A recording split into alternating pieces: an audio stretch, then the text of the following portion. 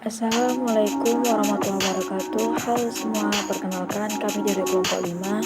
Di sini kami akan membahas tentang ukuran letak data, di mana kelompok kami berjumlah 4 orang, yakni ada Tessa, Eri Susanda, Tasya Wulandari, dan Duni Andalas. Yuk saksikan pembahasan kami berikut ini. Ukuran letak adalah ukuran yang menunjukkan posisi relatif suatu nilai dalam semua data yang telah diukurkan. Nah, ukuran ini digunakan untuk membagi data ke dalam beberapa bagian yang sangat besar dan membantu dalam analisis distribusi data. Adapun ukuran letak ini sering digunakan untuk mengetahui posisi suatu nilai di dalam data, apakah berada di bawah, tengah, dan atas. Nah, ada 3 ukuran letak yang paling umum digunakan, yakni yang pertama yaitu kuartil, yang kedua yaitu desil, dan yang ketiga yaitu persentil. Yang pertama yaitu kuartil. Kuartil adalah ukuran letak yang membagi data yang telah diukur atau data yang berkelompok menjadi 4 bagian yang sama besar. Nah, kuartil adalah bilangan yang dapat dianggap membagi data yang telah diurutkan menurut besarnya dari yang terkecil hingga ke yang terbesar menjadi 4 kelompok yang sama banyak. Nah, istilah kuartil dalam kehidupan kita sehari-hari lebih dikenal dengan istilah kuartal. Jadi di sini kita akan menjumpai 3 buah kuartil, yaitu kuartil pertama atau Q1, kuartil kedua atau Q2, dan kuartil ketiga yaitu Q3. Nah, ketiga kuartil inilah yang membagi seluruh distribusi frekuensi dari data yang kita selidiki menjadi 4 bagian yang sama besar dengan jumlah masing-masing sebesar 1/4n. Baiklah, selanjutnya yaitu cara menentukan kuartil. Nah, cara menentukan kuartil dibagi menjadi 2 tipe, yaitu yang pertama menjadi data tunggal dengan rumus Q1 sama dengan 1 dikali N ditambah 1 dibagi 4, atau 2 dikali N ditambah 1 dibagi 4, atau 3 dikali N ditambah 1 dibagi 4. Nah, bisa teman-teman lihat di sini ada contoh soal, yakni tentukan Q1, Q2, dan Q3 dari data 3, 4, 7, 8, 7, 4, 8, 4, 9, 10, 8, 3, 7, dan 12. Nah, bisa teman-teman simak penyelesaiannya, yakni yang pertama kita harus mengurutkan data tersebut dari yang terkecil hingga yang terbesar. Jadi kita mulai dari 3 dan diakhiri dengan 12. Langsung saja, tadi setelah kita hitung bahwasanya datanya berjumlah 14 data. Nah, langsung saja untuk menentukan letak Q1, Q2, dan Q3, maka kita masukkan rumus sebagai berikut. Yang pertama yaitu letak Q1 dengan rumus 1 dikali 14 ditambah 1 dibagi 4 sama dengan 15/4, dan dibagi 15 dibagi 4 sama dengan hasilnya 3/4. Nah, untuk menentukan letak Q1 ini, kita masukkan rumus sebagai berikut. Q1 sama dengan X3 ditambah 3/4 dikali X4 dikurang X3 sama dengan X3 nya tadi urutan letak data ketiga yaitu 4, kemudian ditambah 3/4, kemudian X4 nya tadi 4, dan X3 itu 4 juga. Jadi langsung saja kita masukkan dikali 4 dikurang 4, jadi hasilnya sama dengan 4. Kemudian yang kedua yaitu untuk menentukan letak Q2, kita masukkan rumus sebagai berikut, yakni 2 dikali 14 ditambah 1 dibagi 4 sama dengan 15/2, dan disederhanakan menjadi 7 1/2. Nah, untuk menentukan letak Q2 ini kita masukkan rumus sebagai berikut. Q2 sama dengan X7 ditambah 1/2, kemudian dikali X7 dikurang X6. Nah, langsung saja kita masukkan nilai dari X7 atau urutan data ke-7 yaitu 7, kemudian ditambah 1/2, kemudian nilai dari X7 itu ya 7, dan X6 urutan data ke-6 yaitu juga 7. Jadi langsung saja 7 dikurang 7, jadi hasilnya sama dengan 7. Nah, yang ketiga yaitu untuk menentukan letak Q ketiga dengan rumus sebagai berikut. 3 dikali 14 ditambah 1 dibagi 4 sama dengan 45/4, dan disederhanakan menjadi 11 1/4. Langsung saja untuk menentukan letaknya, yakni Q3 sama dengan X11 ditambah 1/4 dikali X12 dikurang X11. Nah, tadi kita lihat bahwasanya urutkan data ke-11 yakni angka 8. Jadi 8 ditambah 1/4 dikurang dari nilai data ke-12 yakni 9 dikurang dengan data ke-11 yakni 8. Jadi 8 ditambah 1/4 atau sama dengan 8,25. Selanjutnya pembahasan tipe yang kedua yaitu data kelompok dengan rumus QI sama dengan L ditambah I per 4N dikurang CF dikali I dibagi F.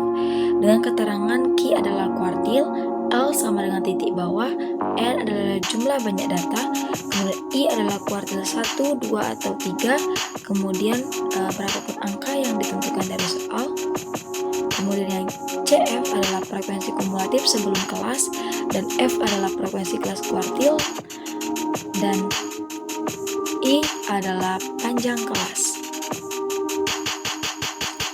Adapun contoh soalnya yaitu tentukan kuartil 1 dan 3 dari data tabel berikut. Baiklah, untuk contoh soal dan penyelesaiannya bisa teman-teman lihat di PPT. Baik, perkenalkan nama saya Edi Susanda. Di sini saya akan menjelaskan bagian desil.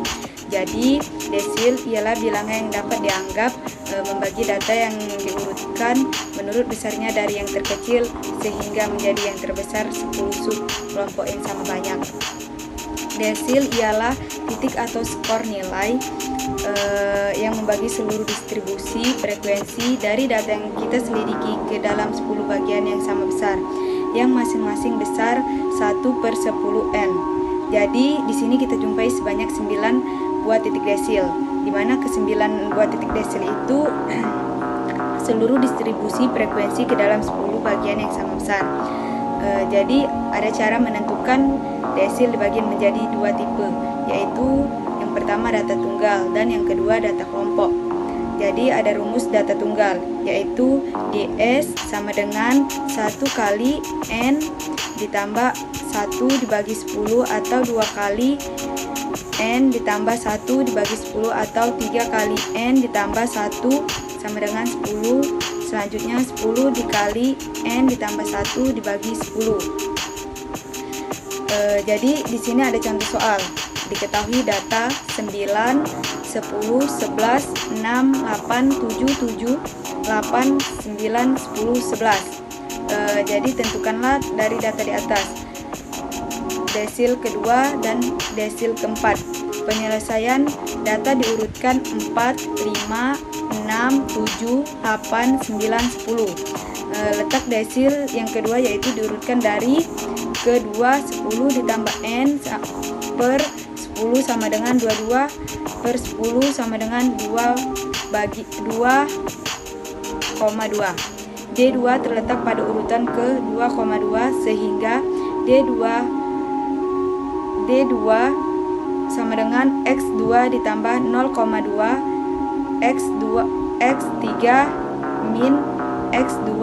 D2 sama dengan 5 tambah 0,2 5 min 5 sama dengan 5 tambah 10, yaitu menjadi sama dengan 5. Letak desil kedua diurutkan data menjadi 4, 10 ditambah 1 per 10 sama dengan 4, 4 per 10 sama dengan 4,4. D4 terletak pada urutan ke 4,4 sehingga D4 sama dengan X4 ditambah 0,4 X5 dikurang X4. D4 sama dengan 6 ditambah 0,4 7 dikurang 6 sama dengan 6 ditambah 0,4 sama dengan 6,4. Jadi ada yang kedua yaitu rumus data kelompok, yaitu DSI sama dengan L ditambah I per 10N dikurang CF kali 1 dibagi FD. Jadi keterangannya yaitu kalau D itu desil, kalau L titik bawah, N itu banyak data, L itu desil 1, 2, 3, 10. CF yaitu frekuensi kumulatif sebelum kelas, FD itu frekuensi kelas desil, dan L itu panjang kelas.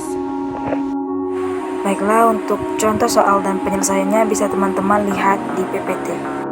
3 3. Persentil. Persentil ialah bilangan yang dapat dianggap menjadi data yang telah diurutkan dari yang terkecil ke yang terbesar menjadi 100 sub kelompok yang sama banyak. Persentil adalah titik atau skor atau nilai yang membagi seluruh distribusi frekuensi dari data yang kita selidiki ke dalam 100 bagian yang sama besar. Karena itu, persentil sering disebut ukuran perseratusan. Persentil yang biasa dilambangkan P adalah titik atau nilai yang membagi suatu distribusi data menjadi 100 bagian yang sama besar. Karena itu, persentil sering disebut ukuran perseratusan. Titik yang membagi distribusi data ke dalam 100 bagian yang sama besar itu ialah titik-titik P1, P2, P3, P4, P5, P6 dan seterusnya sampai dengan P99.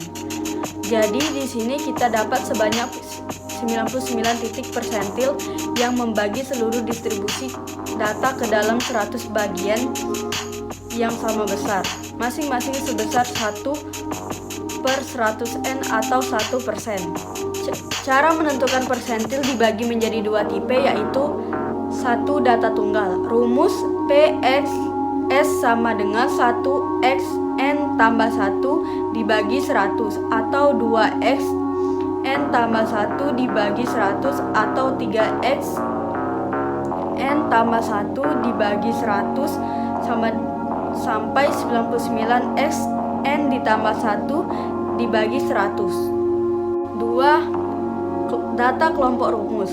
PSI sama dengan L ditambah 1/100n dikurang CF X1 dibagi FD. Keterangannya, D sama dengan persentil, L sama dengan titik bawah, N sama dengan banyak data, I sama dengan persentil 1, 2, 3 sampai 100. CF sama dengan frekuensi kumulatif sebelum kelas.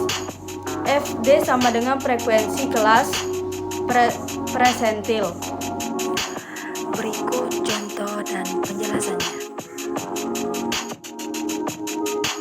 Kesimpulan 1. Kuartil membagi data menjadi 4 bagian yang sama besar. Q1 kuartil pertama 25% data di bawahnya. Q3 kuartil kedua atau media 50% data di bawahnya. Q3 kuartil ketiga 75% data di bawahnya. 2. Desil membagi data menjadi 10 bagian yang sama besar.